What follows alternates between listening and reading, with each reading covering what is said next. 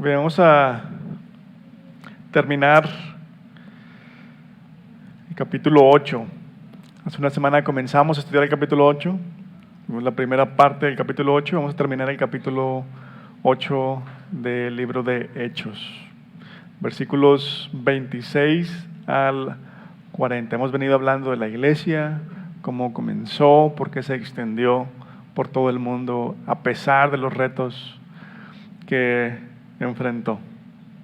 Escuchen lo que nos dice Dios. Comenzando en el versículo 16, leemos lo siguiente. Dice: un ángel del Señor le dijo a Felipe: ponte en marcha hacia el sur, por el camino del desierto que baja de Jerusalén a Gaza. Felipe emprendió el viaje y resulta que se encontró con un etíope, eunuco, alto funcionario encargado de todo el tesoro de la Candace, reina de los etíopes. Este había ido a Jerusalén para adorar, y en el viaje de regreso a su país iba sentado en su carro, leyendo el libro del profeta Isaías. El Espíritu le dijo a Felipe: acércate y júntate a ese carro. Felipe se acercó deprisa al carro y al oír que el hombre leía al profeta Isaías, le preguntó: ¿acaso entiende usted lo que está leyendo? ¿Y cómo voy a entenderlo?, contestó, si nadie me lo explica. Así que invitó a Felipe a subir y sentarse con él. El pasaje de la escritura que estaba leyendo era el siguiente: como oveja fue llevado al matadero, y como cordero que enmudece ante su trasquilador. Ni siquiera abrió su boca. Lo humillaron y no le hicieron justicia. ¿Quién describirá su descendencia? Porque su vida fue arrancada de la tierra. Dígame usted, por favor, ¿de quién habla aquí el profeta? ¿De sí mismo o de algún otro?, le preguntó el eunuco a Felipe. Entonces Felipe, comenzando con ese mismo pasaje de la Escritura, le anunció las buenas nuevas acerca de Jesús.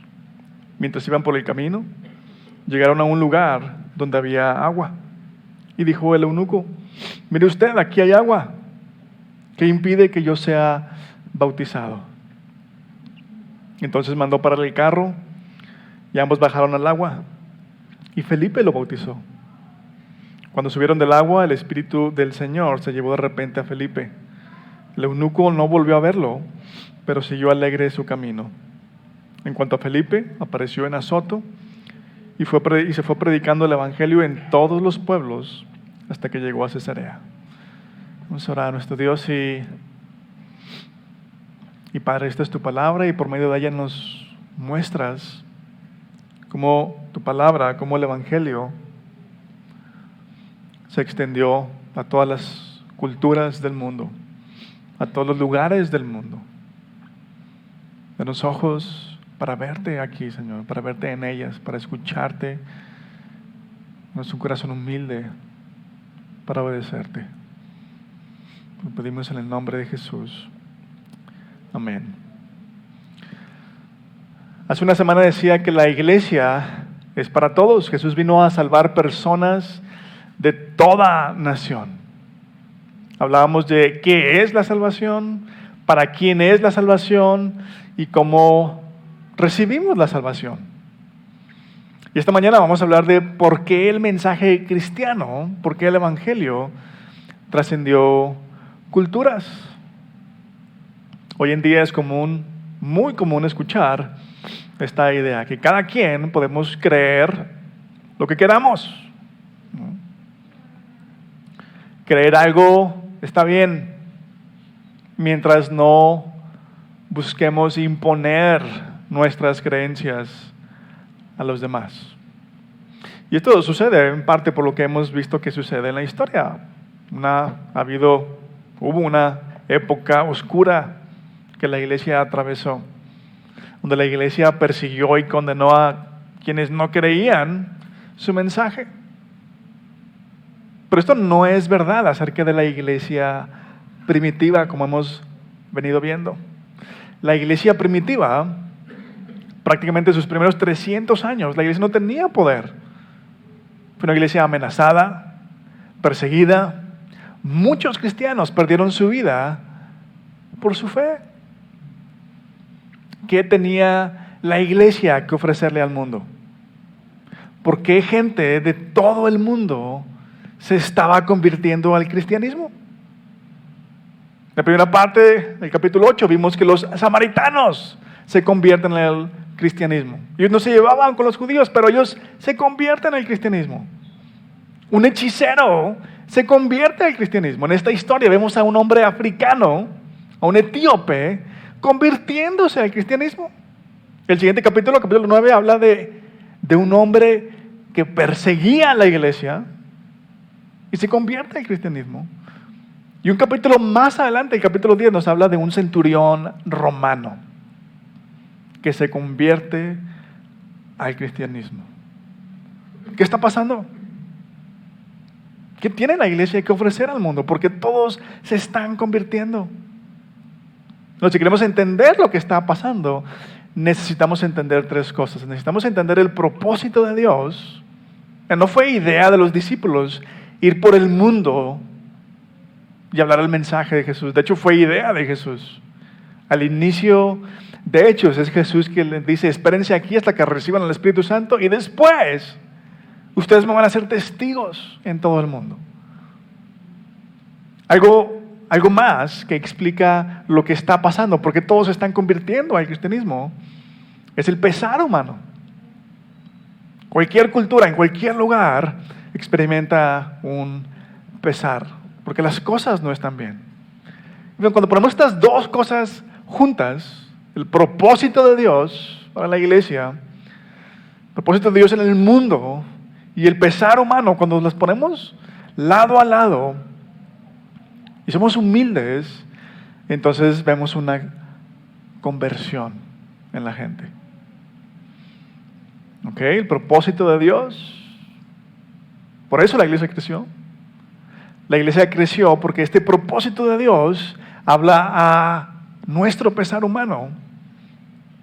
Y si somos humildes para escuchar lo que Dios nos dice, entonces viene una conversión. Ok, dije que si queremos entender qué estaba pasando, porque la gente de todos lados se estaba convirtiendo al cristianismo, necesitamos entender el propósito de Dios. Uno de los argumentos muy comunes hoy en día contra las naciones, cualquier nación, cualquier pueblo, cualquier país que ha conquistado otro, es que esta nación, este pueblo,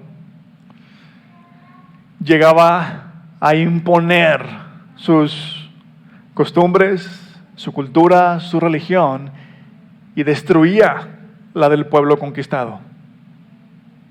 Ahora, si estudiamos la historia, es inevitable descubrir que la iglesia hizo esto mismo. En muchas ocasiones la iglesia hizo lo mismo, por eso tantas guerras religiosas. Pero todo eso sucedió porque la iglesia de alguna manera distorsionó lo que Dios nos dice en su palabra. El propósito de Dios nunca ha sido conquistar otras naciones con la espada, sino salvarlas, redimirlas, conquistando sus corazones. Y ahorita vamos a ver cómo Dios hace eso.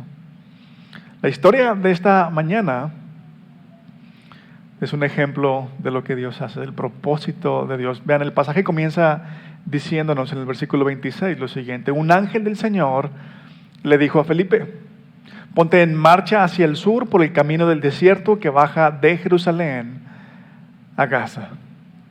¿Para qué envió el ángel a Felipe a aquel lugar?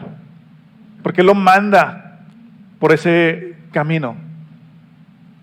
Lo manda para encontrarse con este hombre, con el etíope. Y una vez que Felipe está en camino, leemos en el versículo 29 que el Espíritu le dijo a Felipe: acércate y júntate a ese carro. ¿Qué espíritu le dijo esto a Felipe? El Espíritu Santo, el Espíritu de Dios. Pero esto no era algo que sucedía todos los días. Necesitamos recordar quiénes eran los judíos y además cómo funcionan las religiones en general. Vean, en primer lugar, los judíos eran personas que tendían a verse a sí mismos como moralmente superiores a otros pueblos. ¿Por qué? Porque tenían la ley de Dios, del Dios que hizo todas las cosas. Por ese motivo, normalmente no interactuaban con personas de otros lugares, no interactuaban con personas que no se adaptaran a su religión, a menos que fuera necesario. ¿Para qué? Pues para no contaminarse. Pero en la historia, de no ser por el Espíritu Santo, Felipe nunca se hubiera acercado a este hombre, que no solamente no era un judío, sino que era un alto funcionario africano, un etíope eunuco. Ahora, ¿qué quiere decir eso? Bueno, un eunuco era una persona que no pertenecía a la clase política ni a la realeza. Lo voy a poner de esta manera, era un plebeyo que quería ascender en la vida, que quería ser alguien importante, que quería ser alguien grande, pero para lograr eso tenía que hacer algunos sacrificios. Para lograr eso tenía que ser castrado. Eso significa ser un eunuco. ¿Por qué? Porque va a estar todo el tiempo en el palacio, cerca de la mujer o las mujeres del rey y de las mujeres de los altos funcionarios que están todo el tiempo en el palacio. Y por alguna razón, el Antiguo Testamento decía que nadie con un defecto físico podía entrar en la presencia de Dios. Si dependiera de Felipe, él nunca se habría acercado a este hombre. Pero aquí lo vemos acercándose. Y de hecho, vean cómo lo hace. El hombre va en su carruaje, lo van llevando, y Felipe lo alcanza, ¿no? Lo hace porque el Espíritu Santo se lo pide. El carruaje va avanzando y Felipe lo alcanza. Para mantener el paso tiene que apresurarse, ¿no? Y al escuchar lo que el etíope está leyendo, le dice: ¿acaso entiende usted lo que está leyendo? Felipe no lo ataca, no lo menosprecia, no intenta conquistar al etíope por la fuerza, no intenta imponer sus ideas sobre este hombre. Se ofrece simplemente a ayudarle a entender lo que está leyendo. Pero en segundo lugar, decía que necesitamos entender cómo funcionan las religiones en general, las religiones en el mundo. Y las religiones en el mundo, normalmente, ciertas religiones se concentran en ciertos lugares. Por ejemplo, si hablamos del budismo, ¿dónde se concentra el budismo? En Asia. Si hablamos del Islam, el Islam se concentra en África y en Medio Oriente. El judaísmo se concentra en Israel, por eso el etíope va hasta Jerusalén para adorar a Dios, nos dice el pasaje. Pero en el cristianismo cambia eso, no funciona como todas las religiones del mundo. En lugar de que todo el mundo venga a ellos, los cristianos son los que van al mundo. Por diseño de Dios, porque el mensaje cristiano, porque el evangelio tiene algo que ofrecerle a todas las culturas del mundo. Por eso el cristianismo se extendió. De hecho, si hacen una búsqueda en internet, se van a dar cuenta que el cristianismo es la religión más dispersa en el mundo. No tienes que ir tú a un lugar, vivir en un país específico para ser cristiano.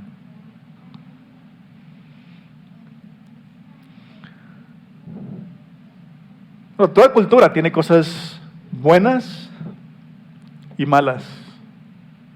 Y el mensaje de la iglesia, el evangelio, no destruye culturas, pero sí las transforma. Porque hay cosas que necesitan ser arrancadas de raíz. Pensemos, por ejemplo, en la corrupción. ¿Cuál era una de las promesas de nuestro presidente en las elecciones? Acabar con la corrupción. ¿Y saben por qué no ha podido acabar con la corrupción, López Obrador? Porque el problema, porque lo que está mal no es un sistema, sino nosotros, el ser humano. Y ahora, si queremos entender por qué gente de lugares diferentes, con culturas tan diferentes, aceptaron el mensaje de la iglesia, necesitamos prestar atención a estas historias que encontramos en Hechos. ¿Qué nos dicen estas historias de la iglesia? Bueno, nos dicen que la iglesia no llevaba una espada, sino que llevaba el evangelio. No es que el mensaje haya sido impuesto a la fuerza. Porque al final de cuentas, alguien puede obligarnos a hacer algo, pero nunca a cambiar nuestro interior. En el fondo, seguir pensando, seguir sintiendo lo mismo. El mensaje de la iglesia, el evangelio, se extendió porque no importa a qué cultura pertenezcamos. Hay un pesar humano, un pesar que solo el evangelio puede aliviar. Ahora, ¿cuál es este pesar humano? La persona que nos permite ver este pesar humano en la historia es precisamente el alto funcionario etíope. Ya expliqué un poquito qué significaba eso, ¿no? Cómo alguien podía llegar a ser un alto funcionario perteneciendo a la clase plebeya, ¿no? Alguien que no pertenecía a la clase política, que no era de la realeza, sí podía llegar a ser un alto funcionario, pero a un alto costo. Este hombre etíope es sumamente exitoso, sumamente capaz. El versículo 16 dice que estaba encargado de todo el tesoro de la Candace, reina de los etíopes. En otras palabras, este hombre era el tesorero de Estado. Imagínense, no era cualquier persona, tesorero de Estado, pero no llegó ahí nuevamente sin hacer sacrificios. Y porque un hombre como el etíope, nuevamente, iba a estar muy cerca de los gobernantes, de los políticos, todas estas personas a quienes servía, también iba a estar muy cerca de sus mujeres. Es que una forma de asegurarse de que un plebeyo no iba a manchar su linaje, real o político, era castrándolo, mostrando su lealtad, ¿no? Imagínense, son políticos que les importa el poder, que tienen descuidadas a sus mujeres. ¿Cómo le hago para que no venga alguien y me la gane? En otras palabras, llegar a donde estaba este hombre le costó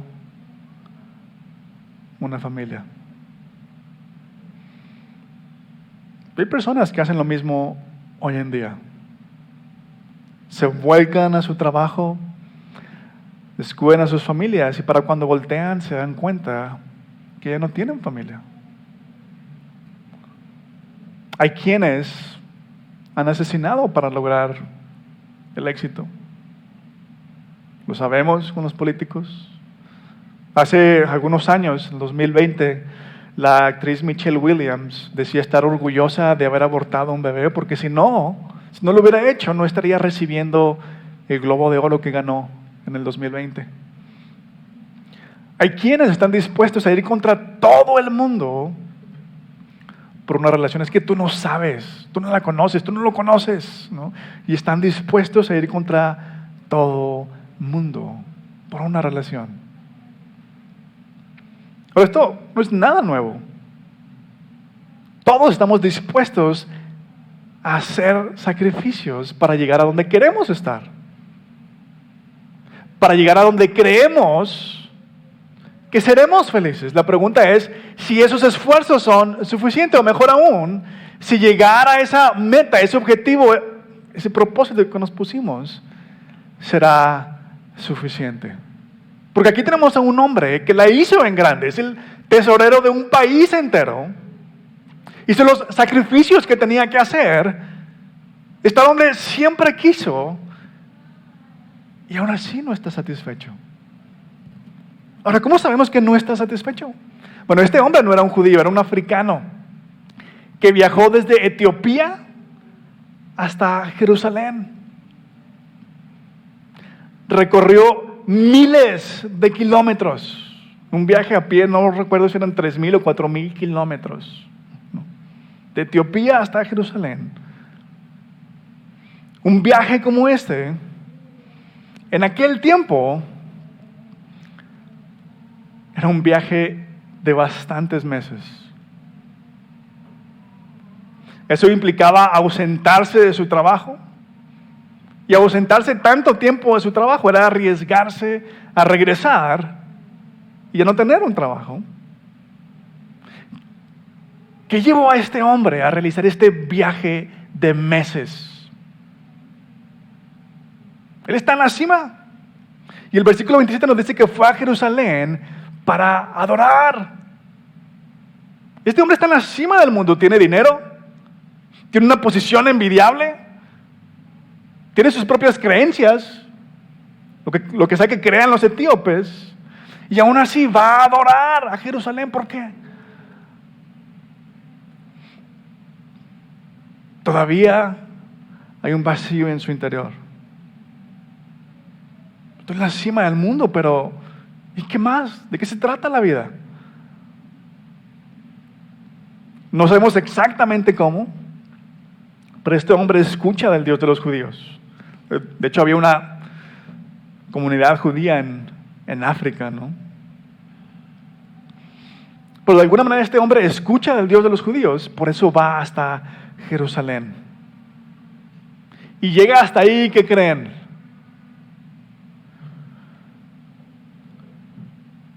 No lo dejan entrar al templo. ¿Por qué? El Antiguo Testamento, Deuteronomio, capítulo 23, versículo 1, dice lo siguiente: no podrá entrar en la asamblea del Señor ningún hombre que tenga magullado los testículos o mutilado el pene. Este hombre hizo un viaje de meses para ir a adorar a Dios. Y no se le permite entrar, es excluido. ¿Qué harías tú? Más importante todavía, ¿qué te dices a ti mismo que te falta? ¿Qué te dices? Si tengo esto, entonces voy a estar en la cima del mundo. Cualquiera que sea tu respuesta, dinero, una casa, terrenos, un fondo para el retiro, una familia buena, ahí es donde estás poniendo tu confianza. Por eso tu vida te pesa. Estás haciendo sacrificios increíbles para llegar ahí. O tal vez ya llegaste ahí, pero no es suficiente.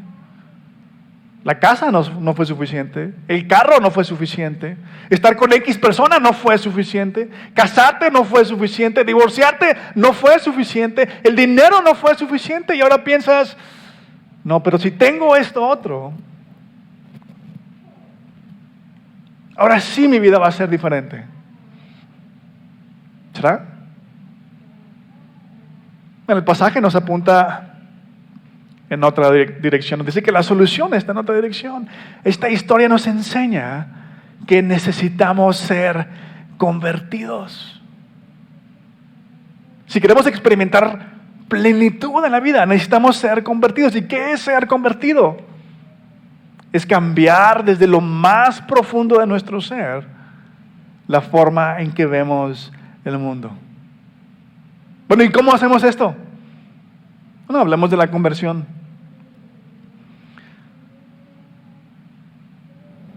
Antes de hablar propiamente de la conversión, quiero decirles esto.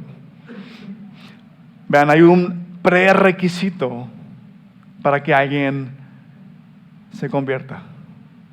Pensemos nuevamente en la pregunta que hice hace un momento.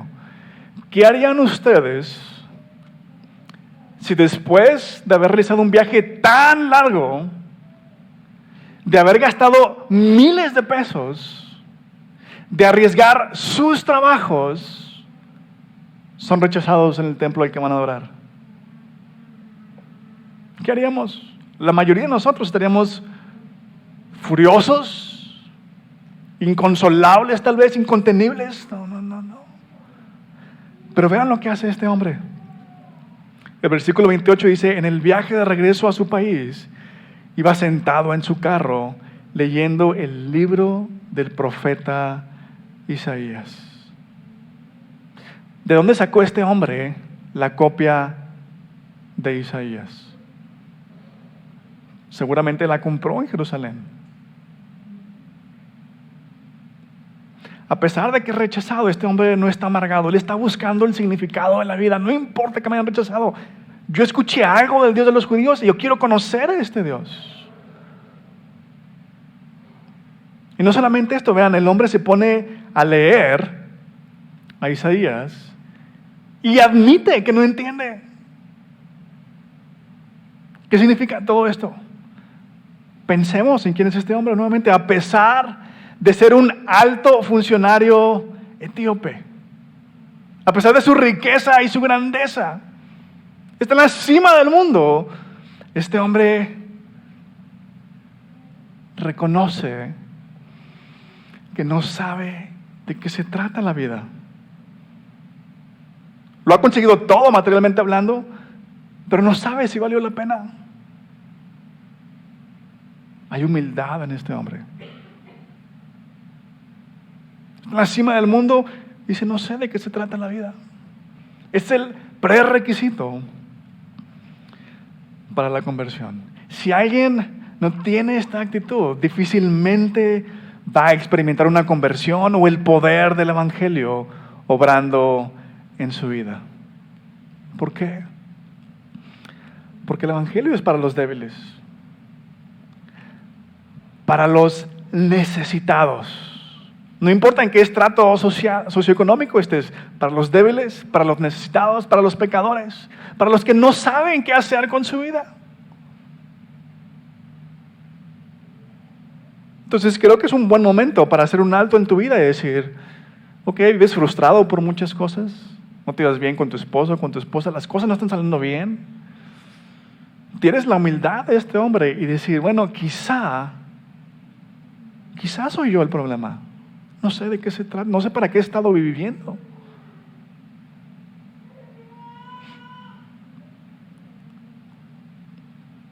Esto que le pasa a este hombre sucede en todas las culturas.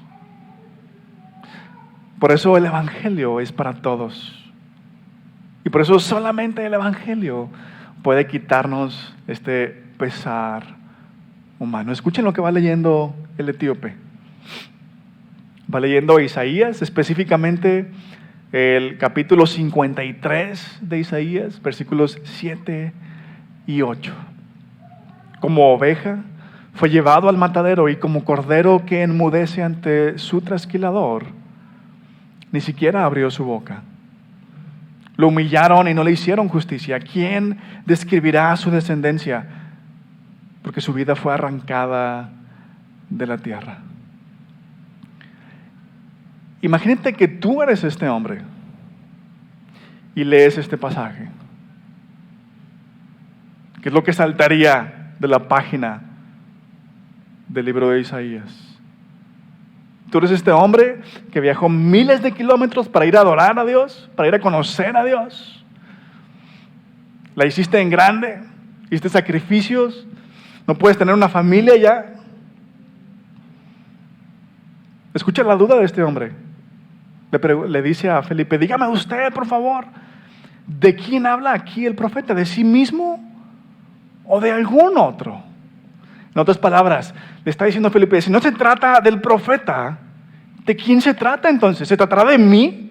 Yo fui humillado, viajé miles de kilómetros para adorar a Dios. Y no me dejaron, no me hicieron justicia. Fui al templo, les dije a los judíos, yo creo en su Dios, yo escuché de Él allá en mi tierra y vine aquí para adorarlo. Les mostré que viajé meses y meses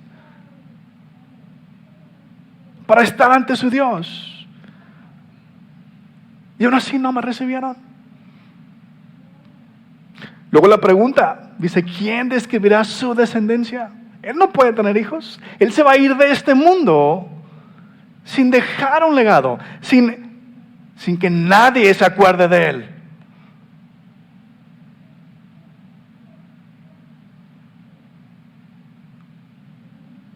¿Seré yo?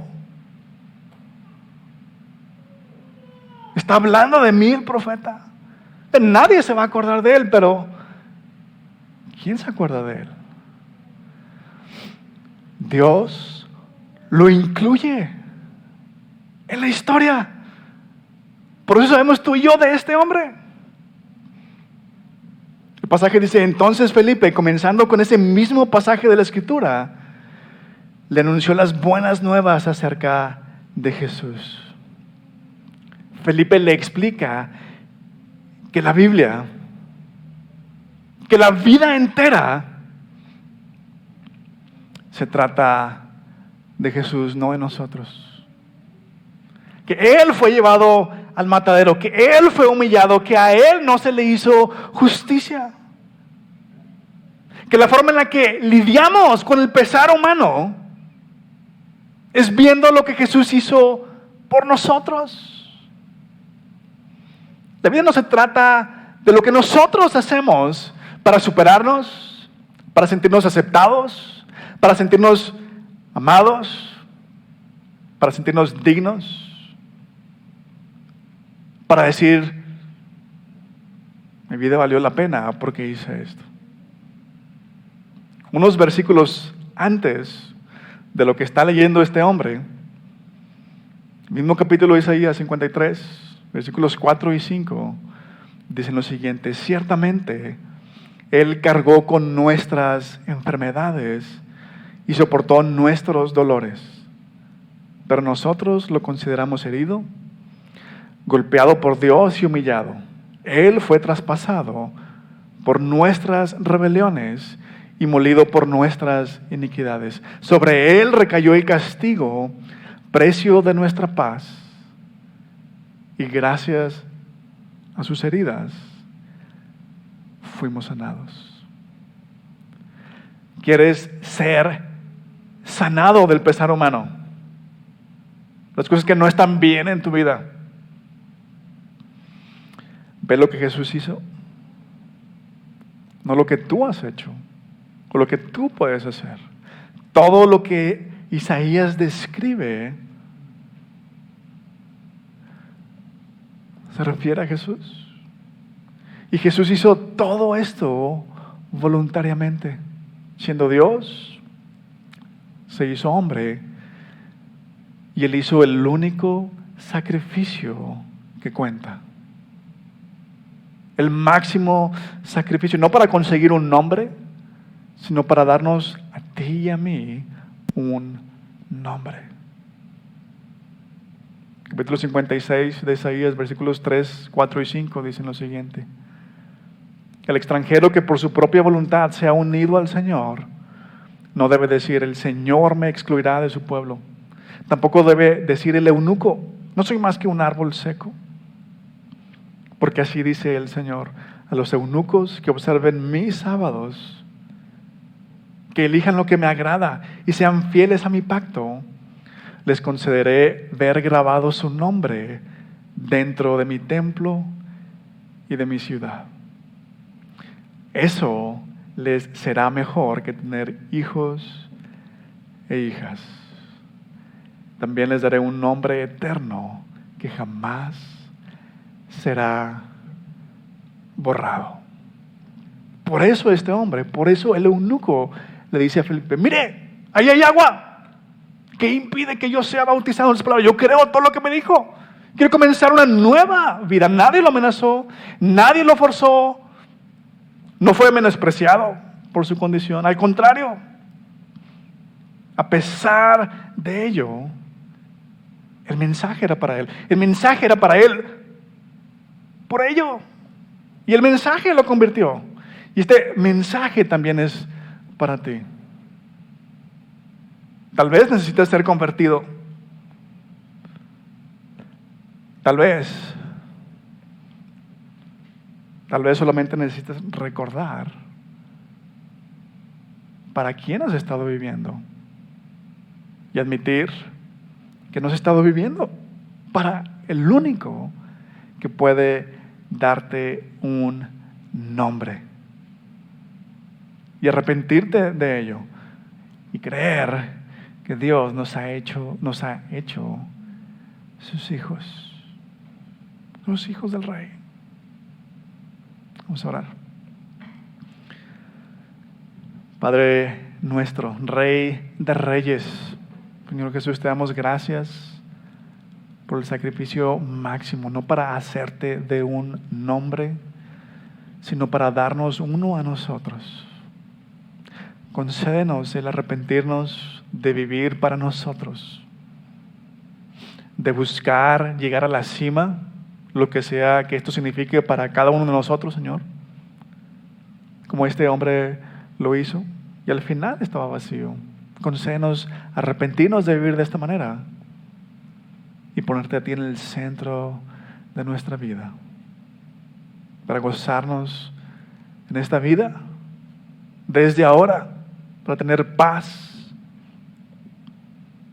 para tener sanidad y un día estar contigo en un mundo perfecto. Lo pedimos en el nombre de Jesús.